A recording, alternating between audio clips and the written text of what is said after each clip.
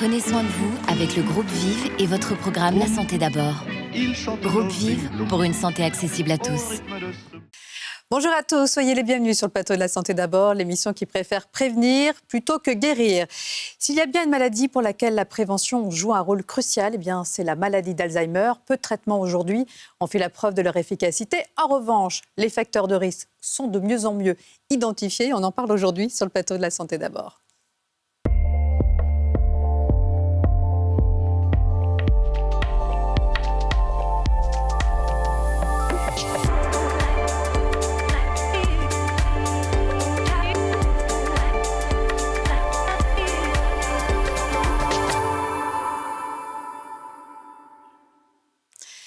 C'est la maladie neurodégénérative la plus répandue. Je veux parler de la maladie d'Alzheimer qui concerne aujourd'hui 1 million de Français, un chiffre qui d'ailleurs devrait doubler d'ici 2050 avec le vieillissement de la population. Ce qui souligne l'urgence évidemment de la recherche, aussi bien en termes de compréhension de la maladie, de prévention, mais également de prise en charge, de traitement. Alors, pouvons-nous raisonnablement être optimistes ? J'espère que mes invités, eux, le sont, et qu'ils vont nous donner des vraies raisons d'espérer. Docteur Florence Bonté, bonjour. Bonjour. Vous êtes gériatre spécialisée dans les troubles cognitifs à l'hôpital Sainte-Marie à Paris. Vous êtes notamment médecin responsable de l'hôpital Mémoire et Fragilité. Donc vraiment, merci d'être avec nous. Docteur Fogel, bonjour. Bonjour. Vous êtes médecin spécialisé dans la prévention. C'est-à-dire que votre métier consiste à nous aider à bien vieillir. Donc un grand merci à tous les deux d'être avec nous sur le plateau de La Santé d'abord. Alors, en introduction de cette émission, je vous propose d'aller à la rencontre des Français. Connaissent-ils bien les symptômes de cette maladie ? Est-ce qu'ils en ont peur personnellement et se sentent-ils suffisamment informés concernant sa prise en charge et surtout sa prévention ? C'est un reportage de Mathieu Guillot.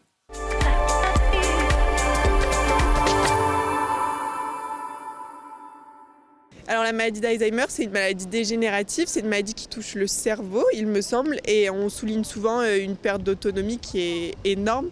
Et ça arrive plutôt chez les personnes âgées, même s'il y a quelques cas rares. Du coup, je pense que c'est en partie génétique.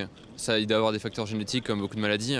Et ça provoque, c'est au niveau du coup, c'est cérébral. Et ça provoque, je sais que ça provoque de l'amnésie entre autres. Et après, je ne sais pas plus. Il peut y avoir les deux causes, soit héréditaire, soit ça apparaît à un moment donné dans la vie de quelqu'un sans forcément que ça soit héréditaire. Au-delà des gènes, je pense qu'il peut y avoir aussi un peu des... après, c'est une interprétation perso, mais peut-être un peu des traumas aussi qui font... Comme c'est tout ce qui est mémoire psychologique, est-ce qu'il ne peut pas y avoir un lien avec ça ? Ce qui cause la maladie d'Alzheimer, c'est des amas de protéines dans le cerveau. Et ces amas, ils sont liés par exemple, le fait qu'on ne dorme pas beaucoup, par exemple. Ça, c'est un exemple. Voilà, le manque de sommeil, ça entraîne une difficulté du cerveau à éliminer toutes les toxines qu'il produit pendant la journée. Et au fur et à mesure, ça peut favoriser l'amas de ces protéines dans le cerveau qui vont ensuite favoriser le déclenchement de cette maladie. Comme on en parle peut-être de plus en plus, on a peut-être l'impression qu'il y en a aussi de plus en plus.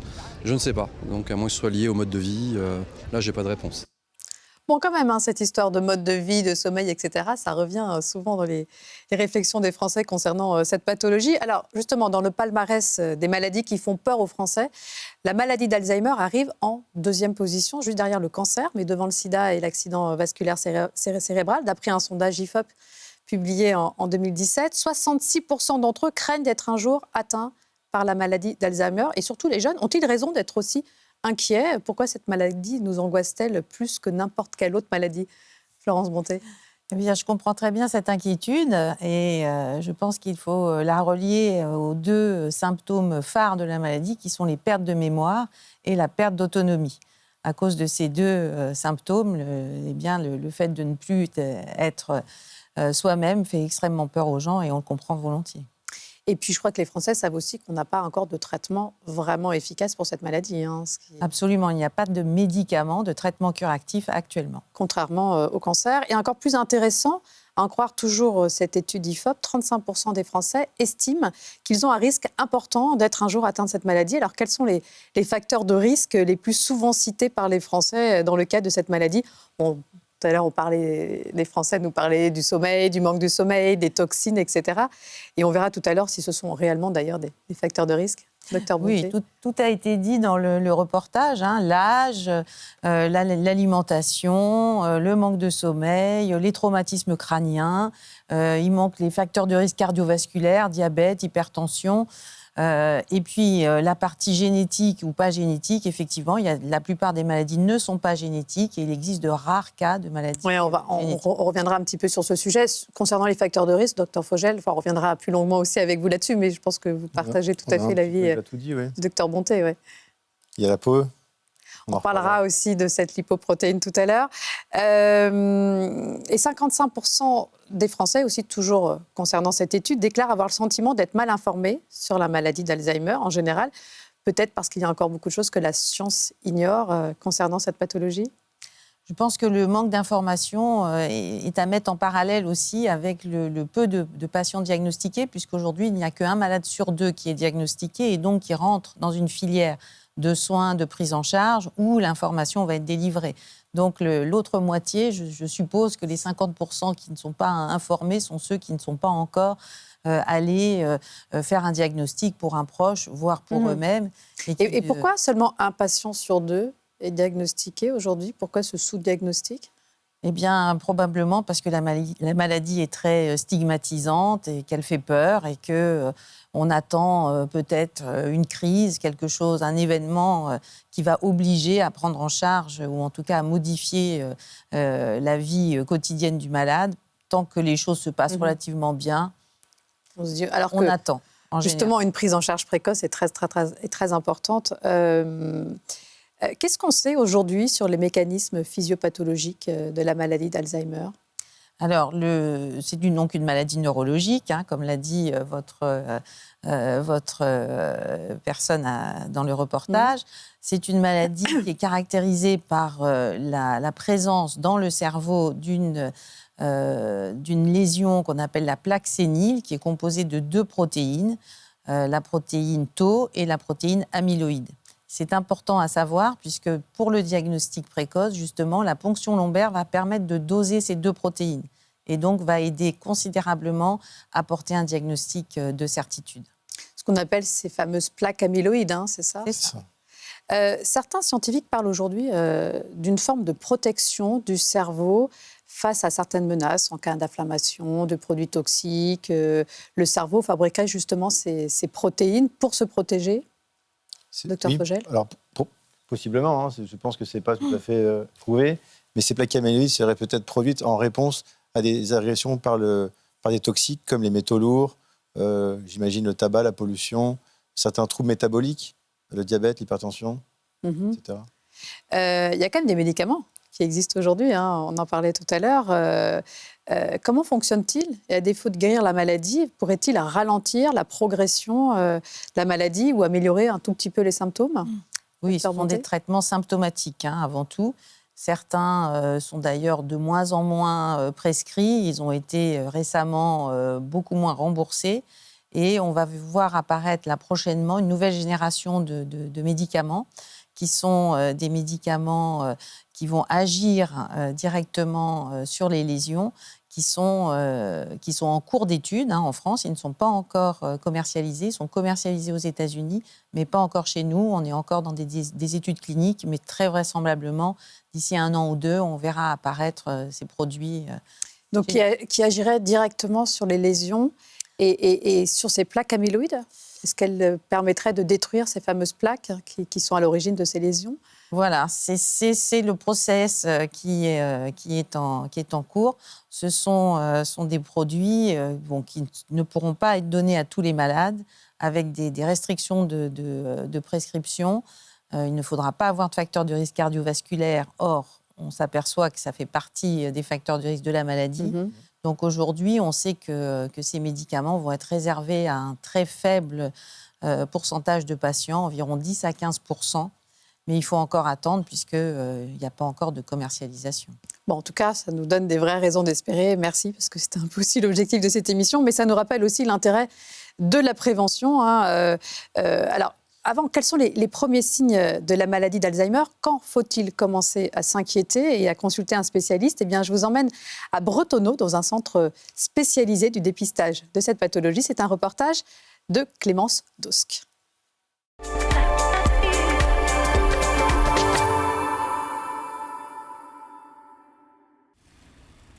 Chaque année, 1700 patients sont accueillis au Centre de mémoire de ressources et de recherche de l'hôpital Bretonneau.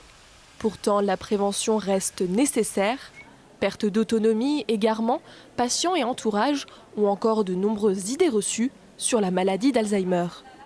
Il y a des déficits, des petits déficits, et cette maladie va avancer et la détérioration va être de plus en plus forte. Mais il n'empêche que pendant longtemps, la personne qui a une maladie d'Alzheimer peut vivre quasi comme une autre. Détecter la maladie de façon précoce permet d'endiguer la détérioration rapide du malade. C'est souvent suite à une plainte de mémoire que les généralistes les redirigent vers le CHU afin d'y passer des tests. Quand émerge une maladie d'Alzheimer, dans sa forme typique, vont apparaître des difficultés de la mémoire au premier plan, avec un patient qui va se répéter par exemple, ou qui va avoir tendance à poser des questions redondantes auprès de son entourage, à ne pas se souvenir des événements très récents. Et c'est ça les signes qui doivent alerter pour la maladie d'Alzheimer dans sa forme typique. Si les espoirs d'un traitement sont ravivés par les recherches récentes, pour l'instant, aucun médicament n'est autorisé en France afin de traiter les lésions cérébrales liées à la maladie. Voilà, mais c'est important de dépister précocement justement pour pouvoir ralentir la progression de la maladie. On en parlera dans la troisième partie de cette émission. Mais d'abord, j'aimerais savoir quelles sont les principales idées reçues que l'on peut avoir aujourd'hui sur la maladie d'Alzheimer. Alors, les premières, c'est qu'il n'y a pas de traitement. Donc, quand il n'y a pas de traitement, on ne fait pas de diagnostic. Et ça, c'est très regrettable puisque les patients qui vont être diagnostiqués tardivement, eh bien, tout ce qui aura été perdu ne pourra pas être récupéré. C'est irréversible, en fait. Oui. Absolument. Ça, c'est vraiment un point central. Le diagnostic, dès les premiers signes, va vraiment permettre d'améliorer considérablement, comme ça a été dit dans votre reportage tout à l'heure. Un autre point, c'est cette peur qu'on a décrite tout à l'heure, la stigmatisation, la peur. Et donc, quand on ne connaît pas la maladie, on va avoir tendance à plutôt s'éloigner des médecins et ne pas trop aller au moins se rassurer, parce que parfois on peut avoir une perte de mémoire tout à fait bénigne. Et il est important, dans tous les cas de figure, je pense, d'aller consulter un médecin pour savoir si oui ou non, il y a des choses à faire, et notamment la prévention, quand on commence à avoir un petit peu peur de perdre sa mémoire. Et comment faire la différence entre la maladie d'Alzheimer et d'autres maladies neurodégénératives, comme la démence? Est-ce qu'il y a j'imagine qu'il y a des tests spécifiques. Est-ce qu'ils sont fiables? Est-ce qu'on peut faire des dosages sanguins? Alors oui, pour pouvoir faire un diagnostic, il faut s'appuyer sur plusieurs choses. La première, ce sont des tests de mémoire. On va évaluer la mémoire dans tous ces domaines sur un temps assez long. Il faut environ 1 heure, 1 heure et demie pour pouvoir faire ces tests. Une imagerie cérébrale pour aller rechercher des lésions vasculaires. Et puis, évidemment, la clinique, ce que les patients vont nous raconter de leurs troubles, et les proches aidants qui vont aussi apporter beaucoup d'informations. Pourquoi les femmes sont-elles plus touchées que les hommes? Parce qu'on vit plus longtemps, peut-être? Alors, je crois que ça, c'est une réalité. L'espérance de vie des femmes est supérieure à celle des hommes.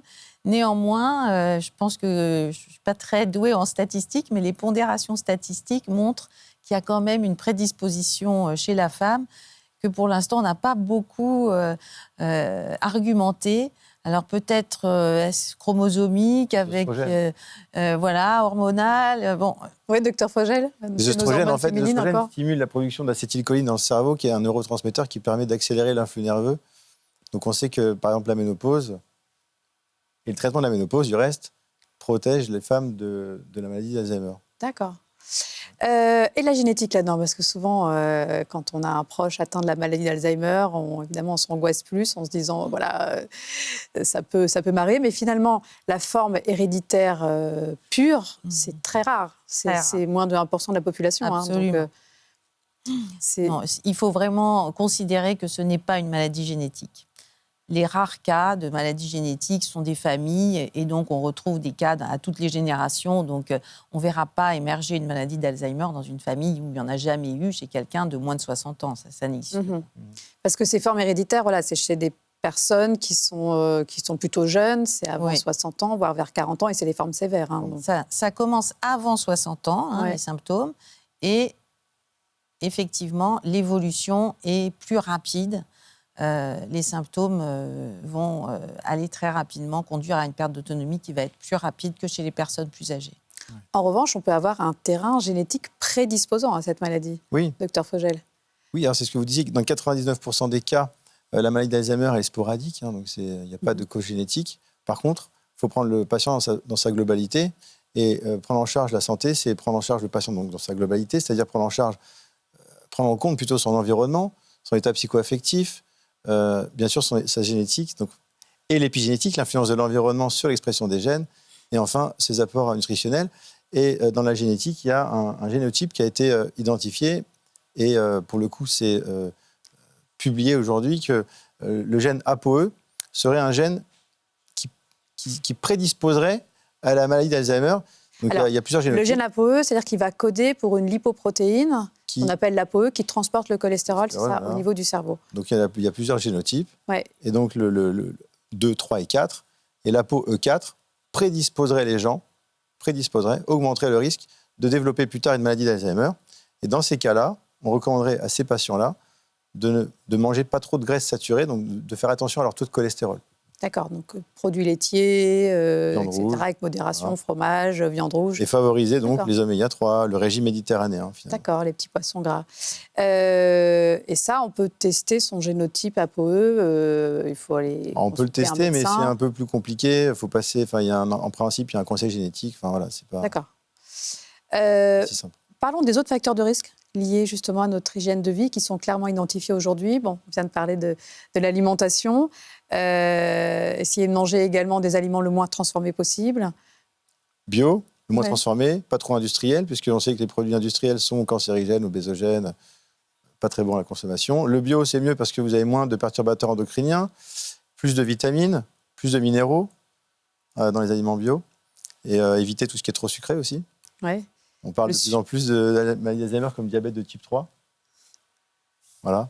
Donc, bon. Mais le diabète de type 2, justement, est un facteur de risque. Oui, c'est ce qu'on disait tout à l'heure. Diabète de type 2, HTA, dyslipidémie, tabac. Vous êtes d'accord Tout à fait d'accord. Le sucre, l'alimentation, je considère, et je le dis souvent aux patients, c'est comme un médicament. Tout à fait. Ça fait partie des choses sur lesquelles il ne faut pas transiger. Hippocrate disait que c'était notre première médication. Donc attention également au diabète de type 2, surtout s'il est mal équilibré, qui peut favoriser l'apparition de la maladie. Ce que l'on sait moins, c'est que le sommeil pourrait jouer aussi un rôle dans cette maladie. D'ailleurs, quelqu'un le citait tout à l'heure dans le micro-trottoir, et en particulier le manque de mélatonine. Oui, la mélatonine, c'est un antioxydant cérebral, donc en fait, ça va protéger le cerveau, tout à fait. Et donc, quand on en manque, souvent, c'est quand on rêve, c'est les gens qui rêvent peu. C'est un signe de manque de mélatonine. Tout à fait. Un bon signe de mélatonine, un problème d'endormissement, peu de rêve. Et les personnes aussi qui travaillent en horaire décalé peuvent avoir des troubles du sommeil et c'est pas très bon du coup. D'accord. C'est un facteur de risque augmenté de développer plus tard une maladie d'Alzheimer. Oui, on peut rajouter que la consolidation de la mémoire se fait pendant le sommeil. Donc, il faut dormir un certain nombre d'heures pour que ce que vous avez fait et ce que vous espérez retenir de votre journée puisse être mémorisé. Voilà, pour consolider les apprentissages de la journée. Donc, c'est quoi? C'est 7 heures minimum pour vous? Pour un adulte? Ça, je crois que c'est individuel. Oui, c'est individuel, mais est-ce qu'il y a quand même un nombre d'heures à recommander? C'est la partie tardive du sommeil, le sommeil paradoxal. C'est pendant cette période-là que se consolide la mémoire. C'est la période pendant laquelle on rêve. Voilà. D'accord. Certains médicaments ont été également pointés du doigt par différentes études comme des facteurs de risque de cette maladie. Je pense notamment à certains anxiolytiques, aux inhibiteurs de la pompe à protons qu'on utilise en cas de reflux.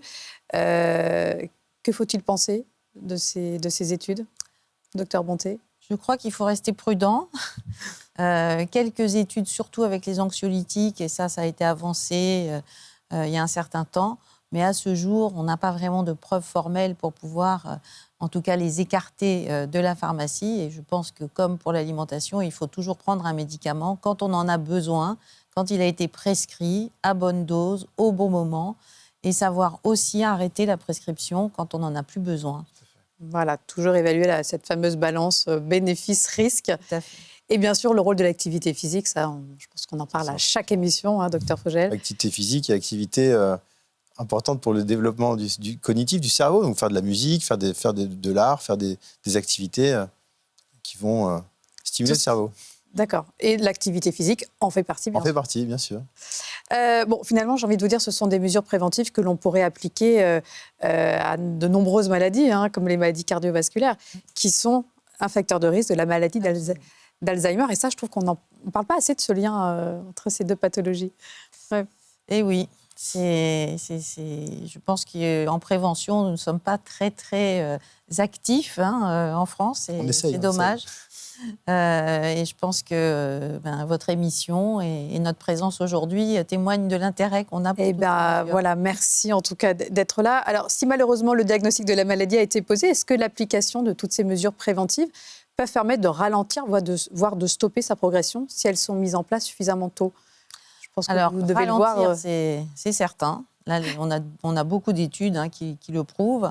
Et si on compare des patients qui ne sont pas du tout dans des filières de soins, qui ne reçoivent aucun traitement non médicamenteux, justement visant à stimuler la mémoire, le langage, l'organisation et autres, entre celui qui ne reçoit rien et celui qui est pris en charge, on voit une très très nette différence avec des patients qui vont perdre chaque année, puisque c'est une maladie qui évolue lentement et progressivement, mais chaque année, les patients vont perdre en autonomie. Et ceux qui ne sont pas stimulés vont perdre beaucoup plus rapidement.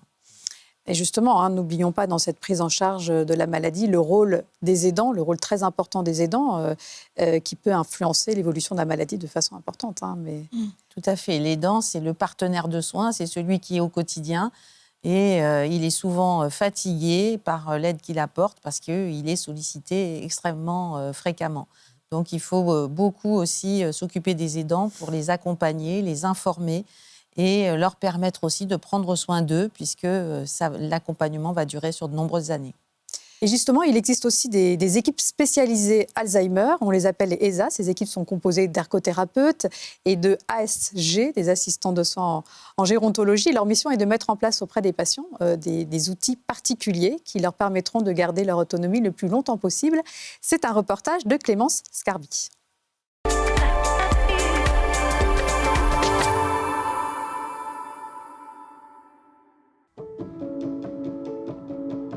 ESA, ça veut dire équipe spécialisée Alzheimer. Ce sont des équipes qui ont été créées pour accompagner les personnes atteintes de maladies neurodégénératives de type Alzheimer à un stade léger à modéré de la maladie. C'est un stade où des difficultés commencent à apparaître pour ces personnes dans la vie quotidienne, notamment pour s'organiser, mais où parallèlement on va pouvoir mobiliser des capacités restantes pour les aider à compenser au moins partiellement ces difficultés. Ces interventions ont plusieurs objectifs. Elles ont surtout pour objectif d'aider la personne à vivre avec sa maladie, puisque ce sont des maladies qu'on ne sait pas guérir aujourd'hui, de leur redonner confiance dans leur capacité à faire leurs activités du quotidien. Éviter le repli sur soi aussi, c'est très important. On encourage beaucoup les gens à poursuivre des activités à l'extérieur de chez eux. Plus les personnes vont rester actives dans leur quotidien, à la fois dans leur maison, mais aussi pour faire des activités variées à l'extérieur de chez eux, plus cela va permettre d'entretenir les capacités et donc de freiner l'évolution de la maladie. L'assistante de soins m'a permis de me repérer et de devenir un petit peu autonome. Ça ne vient pas si vite que ça. Avoir une aide, c'est important, ça aide, ça sécurise. On ne sait pas comment ça peut évoluer et comment moi je vais évoluer ou pas. On ne sait pas ça, c'est l'inconnu. Cette équipe-là est très importante pour le malade, mais également pour l'aidant. Vous travaillez avec ces équipes ? Oui, absolument. Oui, tout à fait. À la sortie de l'hôpital de jour, on prescrit pratiquement systématiquement cette prise en charge, 12 à 15 séances sur donc environ 3 mois, c'est une fois par semaine, pour aider justement à préserver l'autonomie, c'est essentiel. Et ces équipes jouent aussi un rôle important auprès des aidants, c'est ce qu'elle expliquait. Ouais. Quelles sont les principales difficultés rencontrées par les aidants, justement, outre le stress, la fatigue Alors, ils sont effectivement stressés, ils réclament très souvent un soutien psychologique et ils sont souvent en demande de conseils pour savoir comment se comporter avec le malade, comment favoriser l'engagement dans une activité, comment apaiser les angoisses. Voilà, ils ont besoin d'informations assez précises sur comment faire avec leurs patients parce qu'ils ont tous envie de très bien faire. Un grand merci à tous les deux. Merci de nous avoir donné quelques raisons d'espérer. Voilà, si vous voulez en savoir plus concernant la prévention de cette maladie, je vous conseille la lecture du livre Pleine santé du Dr Résimon et Alain Andrieux. Je pense que Dr Fogel, vous les connaissez bien, aux éditions Résurgence. Tout un chapitre est consacré à cette maladie, notamment à sa prévention. Donc voilà, les points clés à retenir. La prévention reste aujourd'hui le meilleur traitement de la maladie d'Alzheimer, en attendant peut-être de nouveaux traitements. Mais bon, on l'a dit, cette prévention permet aussi de prévenir d'autres maladies comme les maladies cardiovasculaires. Donc attention à votre alimentation, la moins transformée possible, le plus bio possible également, pour limiter les perturbateurs endocriniens, avec des bons oméga-3 qu'on trouve dans les petits poissons gras, dans les oléagineux, limiter le sucre, les graisses saturées, dormez suffisamment, ayez une activité physique régulière. Et donc, on a vu aussi avec vous, Dr Bonté, qu'on pouvait vraiment retarder l'évolution de la maladie avec un accompagnement adapté. Donc voilà, un grand merci à tous les deux. Merci à tous ceux qui m'ont aidé à préparer cette émission. Quant à moi, j'aurai le plaisir de vous retrouver très bientôt pour un prochain numéro de La Santé d'abord. D'ici là, prenez soin de vous.